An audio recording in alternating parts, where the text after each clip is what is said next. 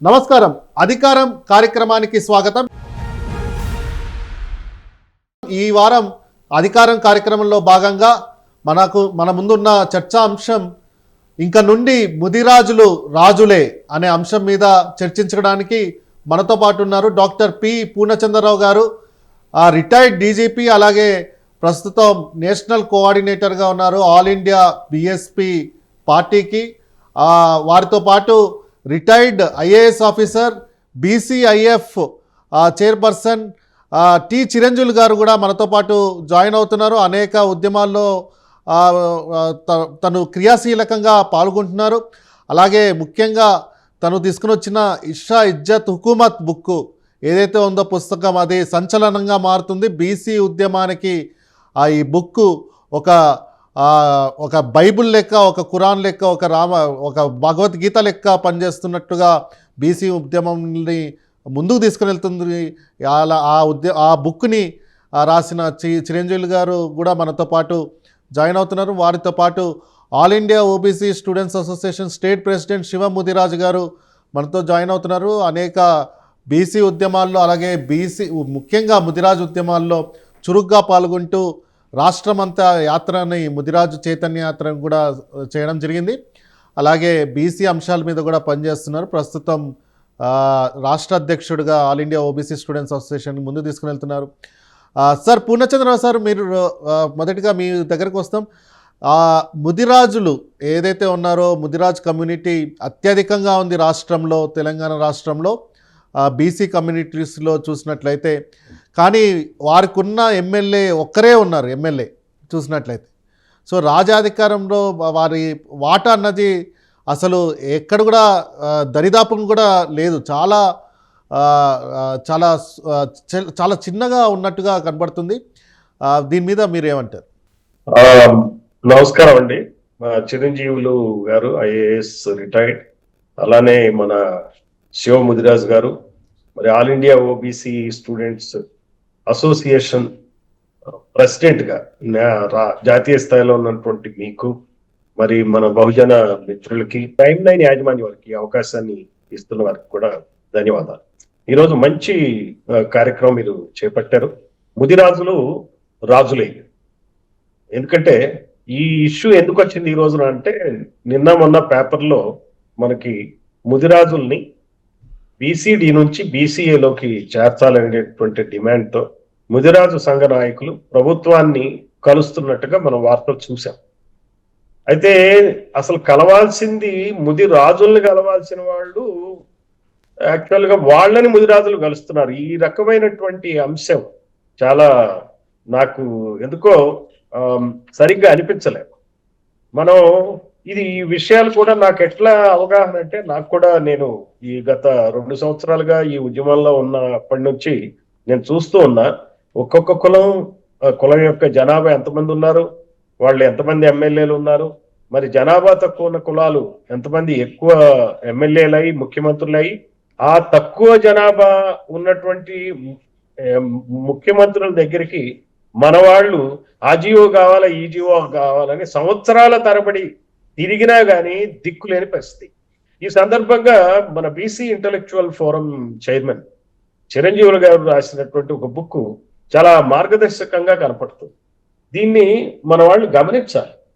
ఎందుకంటే ఈ బుక్ లో కనుక ఆయన పెట్టింది ఏంటి, హిస్సా ఇజ్జత్ హుకుమత్ అంటే వాటా, ఆత్మగౌరవం, అధికారం, బీసీ రాజ్యాధికార సిద్ధాంతం. ఇందులో ఆయన వేరియస్ అంశాలని ఆయన ప్రస్తావించారు. మీకు ఒక రకంగా చెప్పాలంటే ఆంధ్రప్రదేశ్ రాష్ట్రానికి కూడా ఇంత సమగ్రమైన పుస్తకం లేదని చెప్పొచ్చు. అయితే ఈ పుస్తకాన్ని కొంచెం పలు మార్పులతో మేము దీన్ని కూడా ఆంధ్రప్రదేశ్ లో ఉన్నటువంటి బీసీలకు కానీ, ఎస్సీలకు కానీ, ఎస్టీలకు కానీ, ముస్లింలకు కానీ ఈ బుక్ గురించి చెప్పడం అనేది జరుగుతూ ఉంది. ఇదే కాకుండా ఈయన ఇచ్చినటువంటి ఈ బుక్ స్ఫూర్తితోనే మేము కూడా ఏం చేసామంటే, all India Bahujan Samaj party తరఫున తెలంగాణలో ఎమ్మెల్యేల కులగణన అని చెప్పి మేము కూడా తీసుకొచ్చాం. ఇటువంటి డేటానే వాడుతున్నాం. ఈ రోజున ఎందుకు డేటా గురించి మాట్లాడాలి ఏంటి, ముదిరాజులు మాకు రిజర్వేషన్ కేటగిరీ గురించి డిస్కస్ చేస్తున్నారు, ప్రభుత్వాన్ని అర్థిస్తున్నారు, ఏంట్రా అని చెప్పి చూస్తే ఈ రోజున బీసీ కులాల్లో ఓసీ కులాలు నంబర్ 1 జనాభా ఉన్నది, అగ్రస్థానంలో ఉన్నది ముదిరాజుల పర్సంటేజ్ ఎంత అంటే 6.68%. ఈ పుస్తకంలో మన చిరంజీవులు గారు ఇచ్చి ఇవన్నీ ఆథెంటిక్ ఫిగర్స్. దీన్ని ఎవరు క్వశ్చన్ కూడా చేసే పరిస్థితులు లేవు. ఎందుకంటే క్వశ్చన్ చేస్తే వాళ్ళు చేసేటువంటి అవకతవకలన్నీ బయటకు వస్తాయి. ఎందుకని ఎవరేం మాట్లాడట్లా ఈ రోజున. ఎందుకంటే మాట్లాడకుండా ఏం చేస్తున్నారంటే మౌనంగా దీన్ని, ఈ ఉద్యమాల్ని ఎలా మనం చెడగొట్టాలా, డివైడ్ చేయాలా, అప్రదిష్టాలు చేయాలా ఈ నాయకుల్ని అనే ధోరణిలో ఈ రోజున పాలక వర్గాలు పనిచేస్తున్నాయి. సో ఆయన రాసిన పుస్తకంలో పేజ్ నెంబర్ 17, పేజ్ నెంబర్ 18 ఈ 2 పేజెస్ కనుక మనం స్టడీ చేస్తే ఏమవుతుందంటే అత్యధికంగా జనాభా ఉన్నటువంటి కులం ముదిరాజులైతే, ముదిరాజుల తర్వాత యాదవులు 5.44% వస్తారు, అంటే 5.44%. రెండో స్థానంలో ఉన్నారు. మూడో స్థానంలో గౌడలు ఉన్నారు 4.33, 4.33. అంటే 100కి 4 గౌడలు ఉంటే, యాదవులు 100కి 5 మంది కన్నా ఎక్కువ ఉంటే, ముదిరాజులు 6 మంది కన్నా ఎక్కువ ఉంటే, నెక్స్ట్ వచ్చేటప్పటికి కేవలం 100కి 4 ఉన్నది రెడ్లు. కేవలం 100కి 4 ఉన్నది రెడ్లు. సరే, పద్మశాలి, మున్నూరు కాపు కులాలు దాదాపుగా ఒకే రకంగా ఒకే స్థానంలో ఉన్నాయి. పద్మశాలి మరియు ఇతర చేనేత కులాలు 3.62% ఉంటే, మున్నూరు కాపులు 3.59 ఉన్నారంటే దాదాపుగా ఒకటే. అంటే నేను అనేది ఏంటంటే ఈ 6 కులాలు, ఈ 6 కులాల్లో 5 కులాలు బీసీ కులాలు అయితే దాదాపుగా 25% జనాభా ఉంటే, ఈ 25%కి సంబంధించిన ఎమ్మెల్యేలు 10-12 మంది కన్నా ఎక్కువ లేరు. ఎంత అన్యాయం చెప్పండి. కేవలం 100కి 4 ఉన్నటువంటి ఈ రెడ్డి సామాజిక వర్గానికి సంబంధించిన ఎమ్మెల్యేలు మరి ఈ రోజున 43 మంది ఉన్నారు. వీళ్ళకన్నా ఇప్పుడు వెలమల పర్సంటేజ్ తీసుకుంటాం 0.28, అంటే 300కి 1 వెలం ఉంటాడు. వాళ్ళకి సంబంధించిన ఎమ్మెల్యేలు ఈ రోజున మరి 13 మంది ఉన్నారు రాష్ట్ర అసెంబ్లీలో. కమ్మలు 150 మందికి ఒక్కళ్ళే, 150 మందికి 100కి ఎవరు లేరు అక్కడ. చూడండి, 100కు ఒక్కడు కూడా లేని కులాలైనటువంటి కమ్మ కులం 4 ఎమ్మెల్యేలు. అయితే బీసీ చైతన్యం బాగా ప్రబలటంతో మన తెలంగాణ రాష్ట్రంలో అటు మన చిరంజీవులు గారు, ఇంకో పక్కన మన జస్టిస్ ఈశ్వరయ్య గారు, అలానే రాజ్యాధికార పార్టీ అధ్యక్షుడు ఆయన మల్లన్న గారు, విశారదన్ మహారాజ్ గారు, ఇంకా చాలా మంది బీసీ నాయకులు, జాజులు శ్రీనివాస్ గౌడ్ దగ్గర నుంచి చాలా మంది బీసీ నాయకులు ఉధృతంగా ప్రచారం చేయటంతో ఏమైంది, ఈ రోజున ఒక కమ్మ వర్గానికి నుంచి ఒక సీటుని, ఈవెన్ ఈ సీట్లన్నీ కూడా ఏం చేస్తారంటే వాళ్ళ వర్గాలు వాళ్ళు గెలవాలన్నప్పుడు ఒక సింపతి వేవ్ని క్రియేట్ చేసి పొందామని చూసినా కానీ అటువంటివి లెక్క చేయకుండా ఒక బీసీ నవీన్ కుమార్ యాదవ్ ఒక ఆయన ఎలక్ట్ అవడం జరిగింది. అంటే ఇక్కడ ఉన్న ఎమ్మెల్యే స్థానాలు 100కి 119 మంది ఎమ్మెల్యేలు ఉన్నటువంటి రాష్ట్ర అసెంబ్లీలో 19 మందే ఉన్న బీసీలు ఇప్పుడు 20కి చేరింది. 25 ఎంతకి చేరాలా, 25 ఎంతకి చేరాలా అని చూస్తే దాదాపుగా సగం పైగా ఉండాల, 60-70 మంది ఎమ్మెల్యేలు ఉండాలి. ముదిరాజుల అంశానికే తిరిగి వద్దాం. ముదిరాజులు వాళ్ళకు ఉన్న పర్సంటేజ్ ప్రకారం అగ్రస్థానంలో ఉన్న కులం ఈ రోజున ఒకే ఒక ఎమ్మెల్యే రాష్ట్ర అసెంబ్లీ. అది కూడా ఫోకస్ లోకి వచ్చింది కాబట్టి ఆయన మంత్రిని చేయటం జరిగింది, లేకపోతే ఆయన మంత్రిని కూడా చేసే పరిస్థితి ఉండేది కాదు. సో ఇప్పటి వరకు 16 ఎన్నికలు జరిగితే తెలంగాణలో ముదిరాజులు 116 మంది ఎమ్మెల్యేలు అవ్వాలి. ఇవన్నీ చిరంజీవులు గారు రాసిన పుస్తకంలో ఉన్నాయి. నేను కూడా చూసుకున్నా, ఒక్కొక్కటి చెక్ చేసుకుంటే అసలు మనం బ్రహ్మాండంగా ఆయన ఒక బుక్ రాసి పెట్టారు. ఈ డేటానే మనం ఒక హ్యాండ్ బుక్ లాగా చిన్న బుక్, దాన్ని తీసుకుని కనుక మన చైతన్యవంతమైనటువంటి బీసీలు అందరూ కూడా దాన్నే ప్రజలకు కనుక తెలియజెప్పినట్టయితే ముదిరాజులు రాజులుగా ఏమవుతారు చెప్పండి నాకు? గౌడ్లు రాజులు కాకుండా ఏమవుతారు? యాదవులు రాజులు కాకుండా ఏమవుతారు? మున్నూరు కాపులు లేకపోతే పద్మశాలీలు రాజులు కాక ఏమవుతారు? వీళ్ళు రాజులైనప్పుడు మిగిలిన బీసీ కులాలకు కూడా యువరాజులు అవుతారు కదా, వాళ్ళు కూడా రాజ్యాధికారం వస్తుంది కదా. అందువల్ల ఈ రోజున మనం కనుక చూసుకుంటే 116 మంది అవ్వాల్సిన, మన స్వాతంత్రం వచ్చినప్పటి నుంచి జనాభా దామాషా ప్రకారం ముదిరాజులు 116 మంది అవ్వాల్సి వస్తే కేవలం 29 మంది అయ్యారు. అందుకనే ముదిరాజు సంఘాల నాయకులందరూ కూడా నేను అర్థిస్తున్నా, మీరు ఈ సమస్యని ఈ కోణం నుంచి మొదలు పెట్టండి. బీసీడీ నుంచి బీసీఏ, దానికి రకరకాల మార్గాల్లో మన వాటాలు మనం పొందొచ్చు. విద్యా ఉద్యోగాలు అది పెద్ద సమస్య కాదు. కంప్యూటరైజేషన్ జరిగింది. జనాభా ఎంత ఉన్నారో అంత రిజర్వేషన్ అందరూ పొందే విధంగా మనం పర్సంటేజ్ చేసుకోవచ్చు. మూకుమ్మడిగా మనకు తక్కువ ఇచ్చారు కాబట్టి, సగం కన్నా తక్కువ రిజర్వేషన్ ఇచ్చారు కాబట్టి దాన్నే కులాల వారీగా పంచుకోవచ్చు. అదేం పెద్ద సమస్య కాదు. అయితే ఈ ప్రభుత్వాలు కానీ పాలక కులాలు, కమ్మారెడ్డి వనం కులాలు ఈ సమస్యల్ని పరిష్కరించవు. దీనికి మనకు గతంలో కూడా చరిత్ర చెప్తుంది, ఎప్పుడు కూడా సమస్యలను పరిష్కరించవు. బీసీడీ వర్గాల మధ్య ఒక రకమైనటువంటి యుద్ధ వాతావరణాన్ని క్రియేట్ చేసి ఒకళ్ళ మీద ఒకళ్ళు మరి గొడవలు చేసుకుంటే దాన్ని సర్దే వ్యక్తుల కింద వీళ్ళు చేస్తారు. ఇప్పుడు మీకు తెలుసు కదా, ఒక రొట్టె ముక్క ఉంటే 2 పిల్లలు కొట్లాడుతూ ఉంటే కోతి న్యాయం చేస్తుంది. కోతి న్యాయం ఏం చేస్తుంది? ఇది ఒకవైపు ఎక్కువ ఉందని ఒక తుప్పు తింటది, మళ్ళీ ఆ త్రాసులో వేస్తే ఇంకో వైపు పెరిగిందని మళ్ళీ ఆ తుప్పు తిని చివరికి ఆ రొట్టె ముక్క మొత్తం, రాజ్యాధికారం అనే రొట్టె ముక్క మొత్తం కోతులు తినేస్తున్నారు అనేది గమనించాలి. అంటే కోతులు అన్నందుకు వేరే ఉద్దేశం కాదు, ఒక సామెత లాగా మీకు ఎక్స్ప్లెయిన్ చేయటం జరుగుతుంది. సరే, కోతులు కాకపోతే ఈ 2 పిల్లలు కాకపోతే గండు పిల్ల అనండి, ఏం పోయింది? కోత అంటే అబ్జెక్షన్, గండు పిల్లి చేసింది అందాం. What is the problem in that? అంటే ఇక్కడ చెప్పొచ్చేది ఏంటంటే, ఈ కులాలు సంఘ నాయకులందరూ ఈ దృష్టితో కనుక పనిచేస్తే రేపు ఎమ్మెల్సీ సీట్లని ఎప్పుడైతే మనకి 116 సీట్లు రావాల్సిందో 4-5 ఎమ్మెల్సీ ఎంపీ సీట్లు ముదిరాజులు తెచ్చుకునే విధంగా, నామినేటెడ్ పదవులు తెచ్చుకునే విధంగా తయారవ్వాలి. రాజ్యసభ ఎంపీ కానీ ఎమ్మెల్సీలు అన్ని కానీ ఈ బీసీ నాయకులతోనే ఫిలప్ చేసే విధంగా ఉద్యమించండి. రాజ్యాధికారానికి దగ్గర దారది. తద్వారా మనకు కావాల్సిన జీవోల్ని మనమే రాసుకోవచ్చు. వాళ్ళకి కావాల్సిన జీవోల్ని వాళ్ళే రాసుకుంటున్నారు.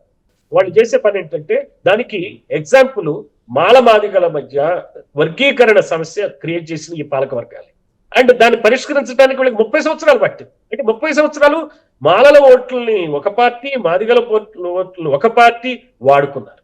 దేశ స్థాయిలో ఇంతవరకు మరి ఈ రకమైన విభజన జరగాల, ఓన్లీ ఇక్కడ తెలుగు రాష్ట్రాల్లోనే జరిగింది. అందువల్ల నేనేమంటున్నానంటే, మన మధ్య ఉన్న విభేదాలని, మాలమాదిగల మధ్య ఉన్నటువంటి వర్గీకరణ వివాదాన్ని వీళ్ళు ఎట్లా ఎన్కాష్ చేసుకున్నారు, 1000 కోట్లు దండుకోవడానికి వాడుకున్నారు. అలానే ఈ రోజున బీసీ కులాల మధ్య ఉన్నటువంటి ఈ రకమైనటువంటి ఘర్షణ పూరిత వాతావరణాన్ని వాడుకుని మనల్ని విభజిస్తారు. అది గమనించాలి. 2, మనకి రాజ్యాధికారం ఉంటే మనం ఏ ఆర్డర్స్ కావాలో ఆర్డర్స్ తెచ్చుకోవచ్చు. బీసీ కమిషన్ ఏం పని చేయాలో నిర్దేశించవచ్చు. బీసీ కమిషన్ చచ్చినట్టు పనిచేస్తుంది. దానికి ఎగ్జాంపుల్ ఏం చెప్తాం మీకు? మనకేమన్నా అడిగితే ట్రిపుల్ టెస్ట్ అంటారు. మరి కమ్మారెడ్డి వెలమలకి రిజర్వేషన్ ఇవ్వటానికి రాజ్యాధికారం వాళ్ళ చేతిలో ఉంది కాబట్టి 10 రోజుల్లో ఇచ్చారు. అంటే ముదిరాజులు ఆలోచించాల్సింది రాజ్యాధికారం అయింది. కమ్మారెడ్డిలకు సొంతంగా రిజర్వేషన్ ఇచ్చుకున్నప్పుడు ముదిరాజులు కూడా వాళ్ళకి కావాల్సిన రిజర్వేషన్ వాళ్ళు ఇచ్చుకుంటారు. సో ఈ రకంగా ఈ సమస్యను మనం చెప్పాల్సి ఉంటుంది. మనం ప్రతి వారం చర్చా కార్యక్రమంలో ఈసారి ముదిరాజుల యొక్క సమస్యల గురించి మాట్లాడితే, నెక్స్ట్ యాదవులు, నంబర్ 2 కమ్యూనిటీ జనాభాలో, ఆ తర్వాత 3వ కమ్యూనిటీ గౌడ్లు, ఇట్లా వరుసగా ఒక్కొక్కటి చర్చించుకుంటూ పోదాం. ఈ 4-5 వారాలు నేను కూడా రిక్వెస్ట్ చేస్తున్నా, వివిధ సంఘాల నాయకులు కూడా ఈ చర్చల్లో పార్టిసిపేట్ చేయాలని చెప్పి నేను కోరుతున్నా. రాజ్యాధికారం వైపు మనం నడవాలని చెప్పి నేను విజ్ఞప్తి చేస్తున్నా. Okay sir, okay sir. Chiranjeevi sir, మీరు రాసిన బుక్లో స్పష్టంగా డేటాతో సహా ఇవ్వడం జరిగింది. ఎలా నష్టపోతున్నారు రాజకీయంగా, అలాగే ఆర్థికంగా కార్పొరేషన్లు కూడా అనేక రకంగా ఎలా నష్టపోతున్నారు. కార్పొరేషన్ల ద్వారా కూడా ఈ కులాలు ఏవైతే ఉన్నాయో, బీసీ కులాలు, ముఖ్యంగా ముదిరాజు కులం చాలా వరకు నష్టపోయింది ఈ విషయంలో. ఆర్థికంగా చూసుకున్నా, లేకపోతే రాజకీయంగా చూసుకున్నా, గత 3 అసెంబ్లీలు చూసుకున్నా ఒకే ఒకరు అసెంబ్లీలో ఉండడం కూడా మనకు చాలా బాధాకరం. ఇప్పుడు ప్రస్తుతం ఒక ఎమ్మెల్సీ, ఒక ఎమ్మెల్యే, ఒక ఎంపీ ఉన్నారు మొత్తానికి కమ్యూనిటీ. సో మీరు ఎలా చూస్తారు సార్ ఈ ఇష్యూని? ముదిరాజులకి రాజ్యాధికారం ఎలా వస్తుంది అనుకుంటున్నారు? ప్యానలిస్టులందరికీ నమస్కారం. ముఖ్యంగా మన మాజీ డీజీపీ గారు పూర్ణచంద్రరావు గారికి, అదేవిధంగా యాంకర్ గా ఉన్నటువంటి మన కిరణ్ గారికి, శివ ముదిరాజు గారికి నమస్మాంజర్లు. అట్లాగే ప్రేక్షక మహాశయులందరికీ కూడా ఈ నూతన సంవత్సర శుభాకాంక్షలు. ముఖ్యంగా ఒక మంచి టాపిక్ ని ఈరోజు చూజ్ చేసుకోవడం జరిగింది. ముదిరాజులు ఇక రాజులే. వాస్తవానికి ప్రజాస్వామ్యంలో ఎవరిదైతే అత్యధిక జనాభా ఉంటుందో వాళ్ళ చేతిలోనే రాజ్యాధికారం ఉండాలి. మరి ఈ రోజు ముదిరాజులకు ఇక్కడ 6.6% జనాభా ఉంది తెలంగాణలో.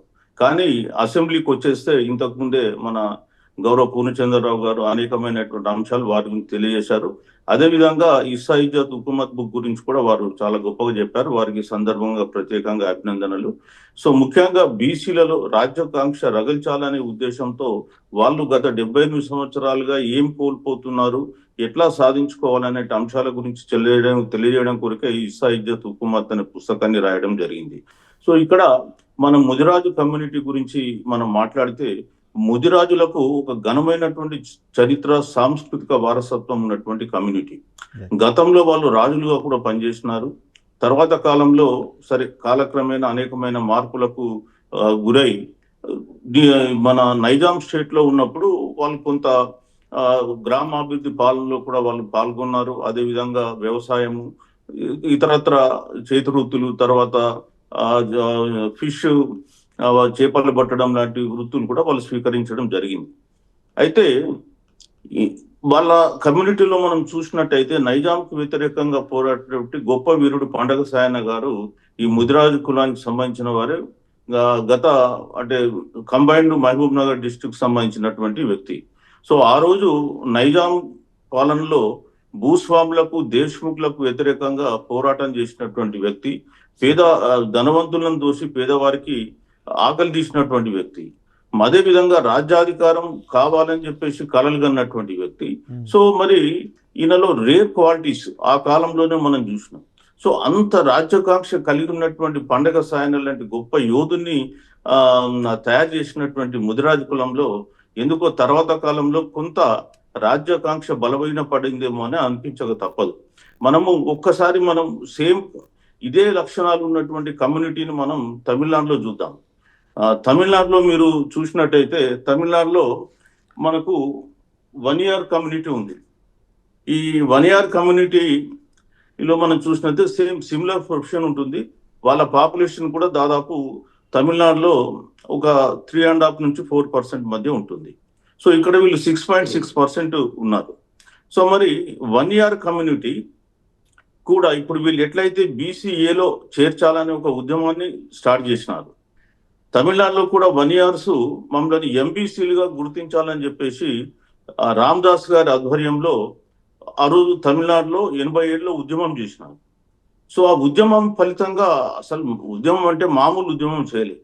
ఆ ఉద్యమ ఫలితంగా వాళ్ళు ఎంబీసీలో చేర్పించుకోవడమే కాకుండా తర్వాత కాలంలో పిఎంకే పార్టీ అనేటువంటి పార్టీని రామదాస్ గారు స్థాపించి పొలిటికల్ పార్టీలతో పొత్తులు పెట్టుకొని వాళ్ళు రాష్ట్ర స్థాయి, కేంద్రంలో కూడా మంత్రులుగా ఎదిగింది.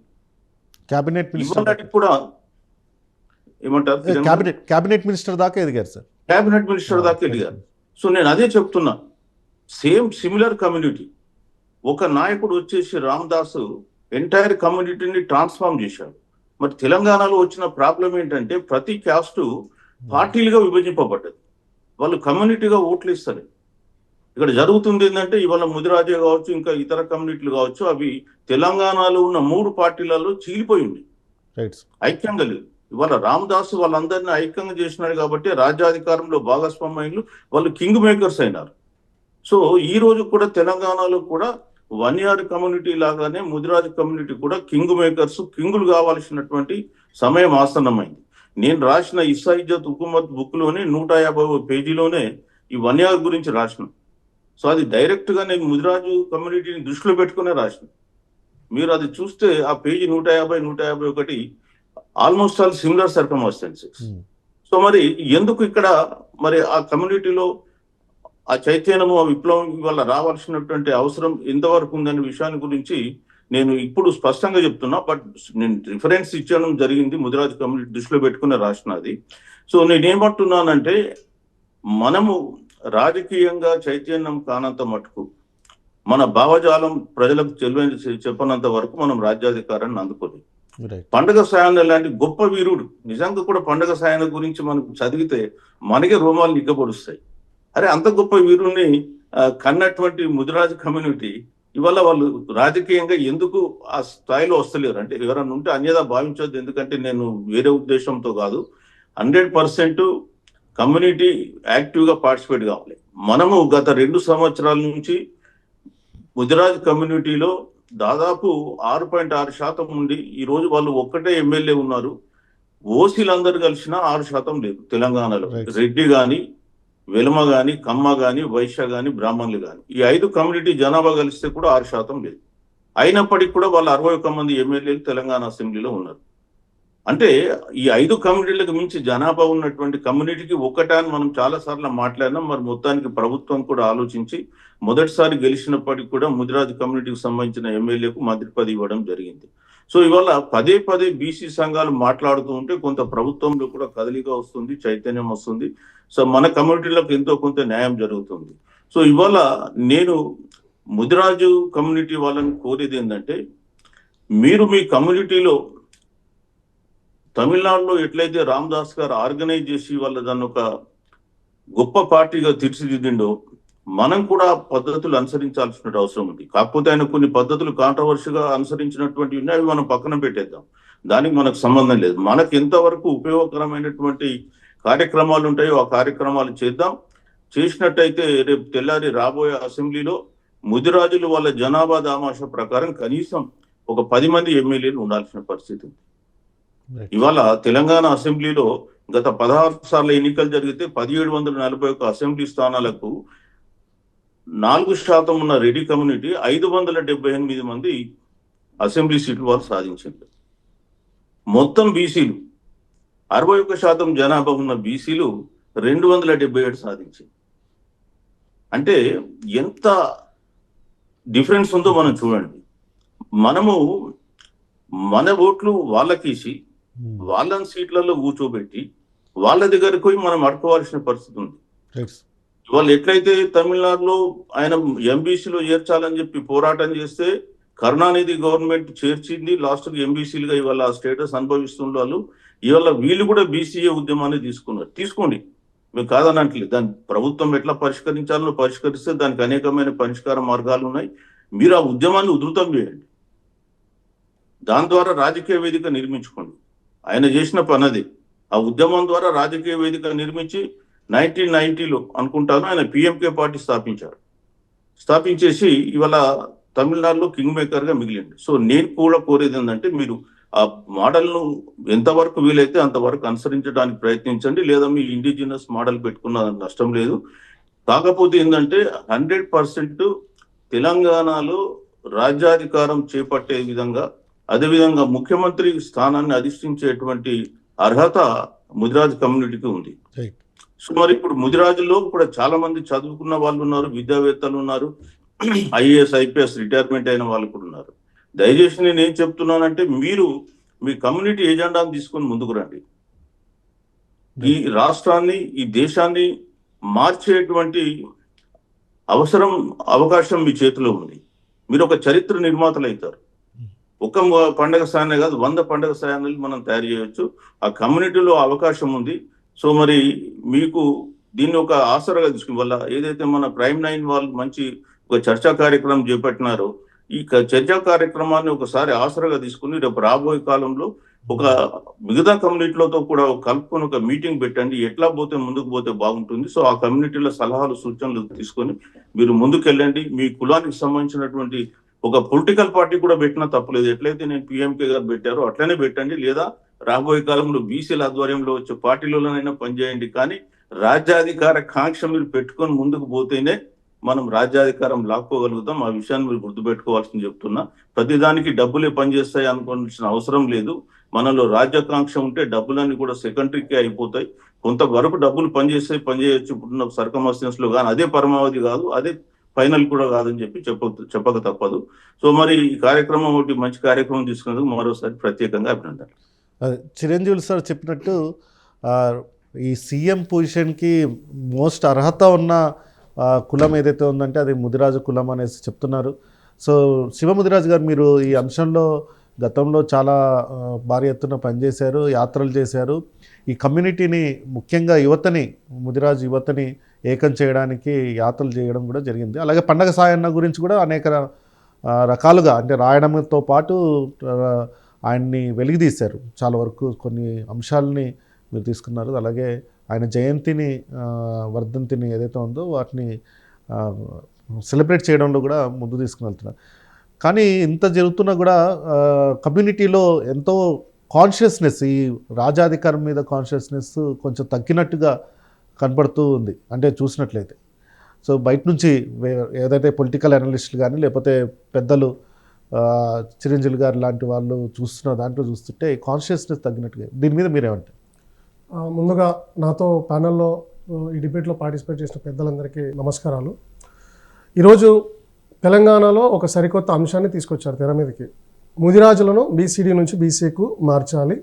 దానికోసమే ఈరోజు కాంగ్రెస్ పార్టీలో, బీజేపీలో, బీఆర్ఎస్ పార్టీలో ఉన్న పార్టీలకు అతీతంగా ఉన్న కొంతమంది పెద్దలు రవీంద్ర భారతిలో ఈ మధ్యకాలంలో తెలంగాణ రాష్ట్ర వ్యాప్తంగా గెలిచిన సర్పంచ్లకి 3 విడతలో గెలిచిన సర్పంచ్లకి సన్మాన కార్యక్రమం దాన్ని ఆధారంగా చేసుకొని రవీంద్ర భారతిలో ఒక సభ నిర్వహించడం, దాంట్లో ముదిరాజ్ కులం ఏదైతే ప్రధానంగా ఎజెండా పెట్టుకొని ముదిరాజులను బీసీడీ నుంచి బీసీఐకు చేర్చాలి అనేది ఒక డిమాండ్ ఉందో దాన్ని తీసుకొని వచ్చేసి దాని మీద ఒక చర్చ తీసుకొచ్చి రాష్ట్రంలో ఒక ప్రస్తావన తీసుకొచ్చే ప్రయత్నం చేశారు.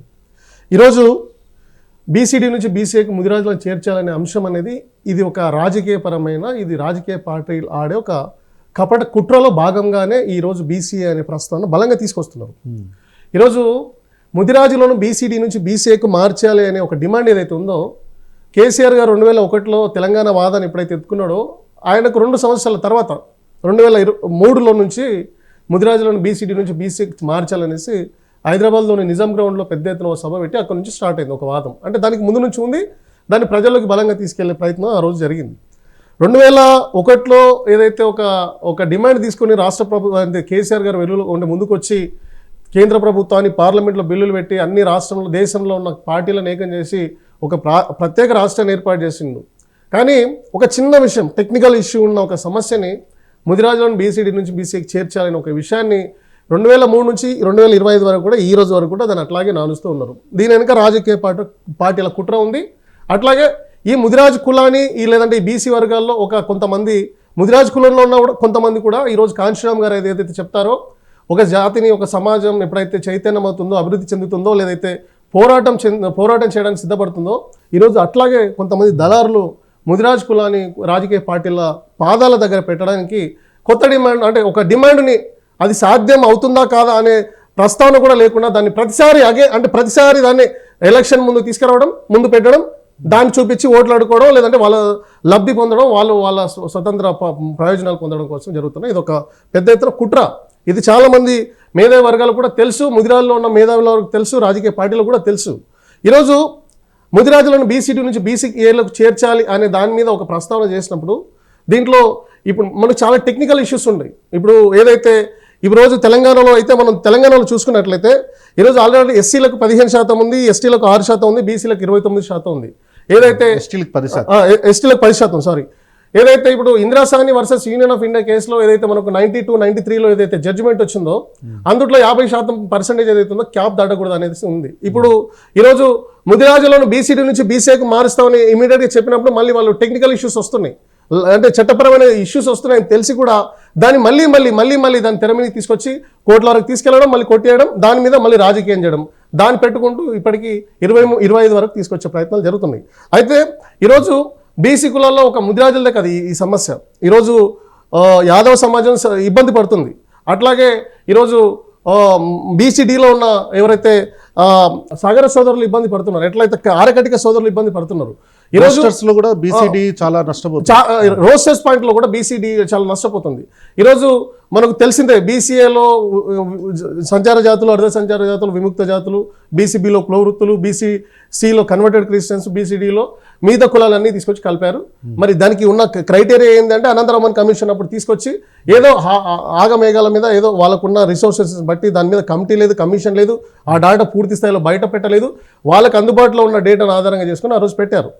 ఆ రోజు కొన్ని కులాలను కొంత కేటగిరైజ్ చేసుకుంటూ వచ్చారు. అది కాలక్రమంలో చాలా ఇబ్బందులు పడ్డాయి. ఆ రోజు బీసీఏలో ఉన్న లంబాడ సోదరులు ఎస్టీలకు వెళ్ళారు. అట్లాగే చాలా ఈరోజు ఎంబీసీ కులాలుగా ఉండే కులాలు కూడా ఈరోజు బీసీడీలో ఉన్నాయి.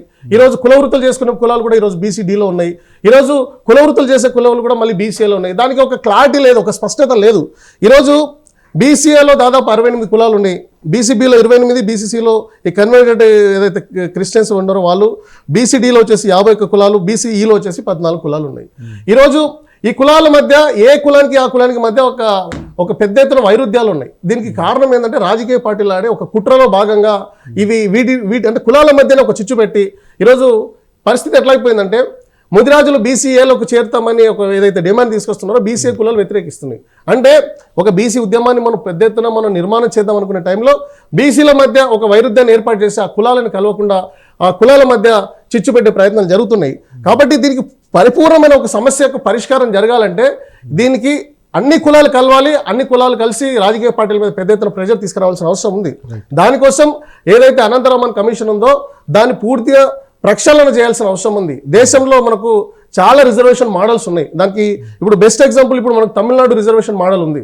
ఇప్పుడు అక్కడ 69% ఈరోజు రిజర్వేషన్ పర్సెంటేజ్ అంతా 9th షెడ్యూల్లో పెట్టేసి ఏదైతే Indra Sawhney versus union of India case దాన్ని బ్రేక్ చేసి వాళ్ళు ఈరోజు 9వ షెడ్యూల్లో పెట్టుకున్నారు. అక్కడ బీసీలకు వచ్చేసి 30%, ఎంబీసీలకు వచ్చేసి 20% ఉంది. ఆ మోడల్ని మనం స్టడీ చేయాల్సిన అవసరం ఉంది.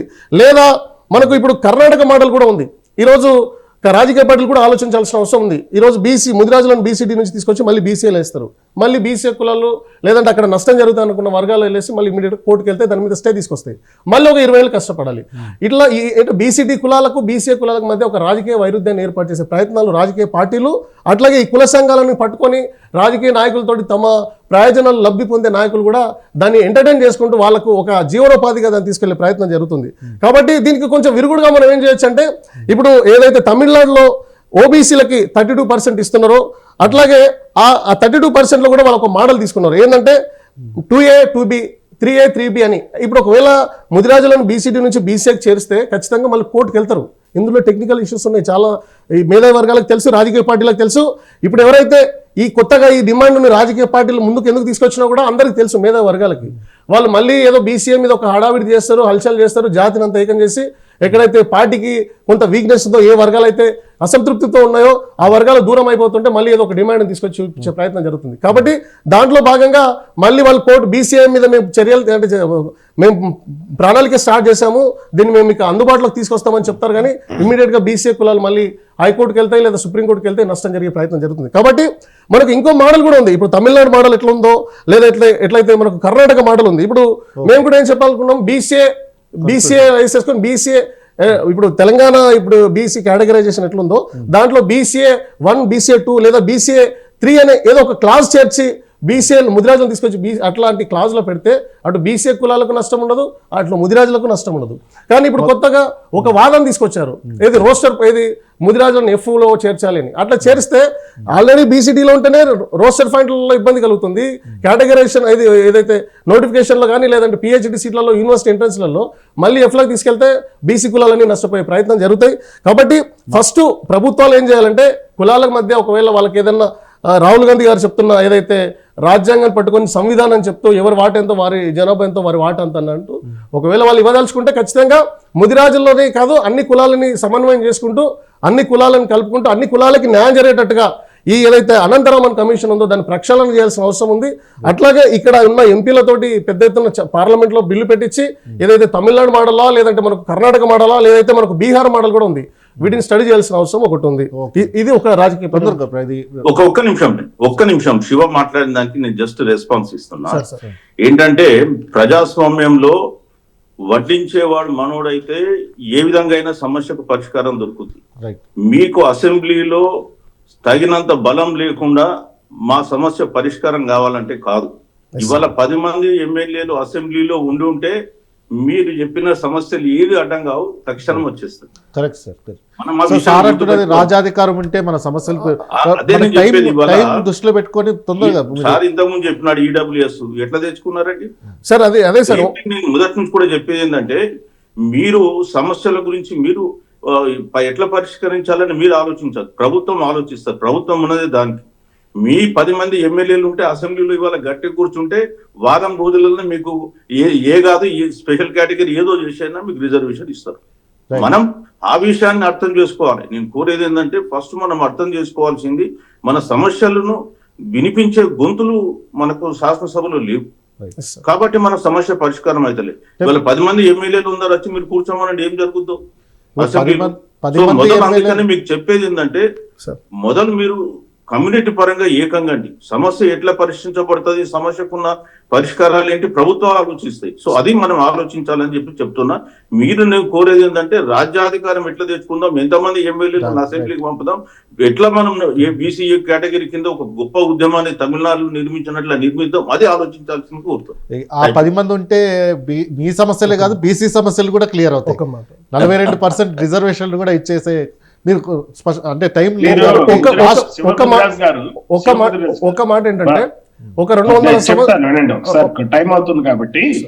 శివముదిరాజు గారు, మీరు వివిధ రాష్ట్రాల్లో ఎంత బాగా చేశారో చెప్పారు. కారణం ఏంటంటే అక్కడ ఆ వర్గాలు పాలక వర్గాలు అయినాయి, మన వర్గాలు ఇక్కడ పాలక వర్గాలు కాదు. ఇది మీరు రాష్ట్ర స్థాయిలో మీరు రీసెర్చ్ స్కాలర్ యువకులు, మీరు most eligible person to lead this moment.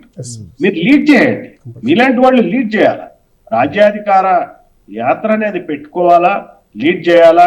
ఇప్పుడు ఒక రకమైన పొలిటికల్ స్టాండ్ తీసుకోవాలి, కానీ వాళ్ళు ఎలా పరిష్కరించాలి? ఇందాక ఆయన చెప్పినట్టు డాక్టర్ దగ్గరికి వెళ్తే ఏదో రకంగా వైద్యం చేసి పరిష్కరిస్తారు, కానీ డాక్టర్ వైద్యం చేయదలుచుకున్నాడా లేదా? ఇక్కడ డాక్టర్ వైద్యం చేయదలుచుకోవాలా, మొదలు పెడుతున్నాడు.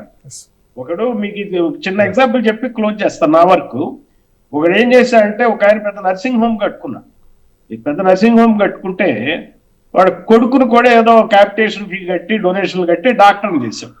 ఒక దీర్ఘకాలికంగా ఒక పేషెంట్ వాళ్ళ హాస్పిటల్లో ఉన్నాడు. ఇట్లానే మన సమస్య లాగానే మాలమాదిగల వర్గీకరణ సమస్య కావచ్చు, ముదిరాజుల సమస్య, బీసీడీ నుంచి బీసీఏ సమస్య లాగా దాన్ని ఏం చేస్తున్నాడంటే ఎప్పుడు ఆ పేషెంట్ ని ఆ డాక్టర్ అక్కడనే పెట్టి ఏదో ఒక వైద్యం చేస్తూ బండి నడిపిస్తున్నాడు.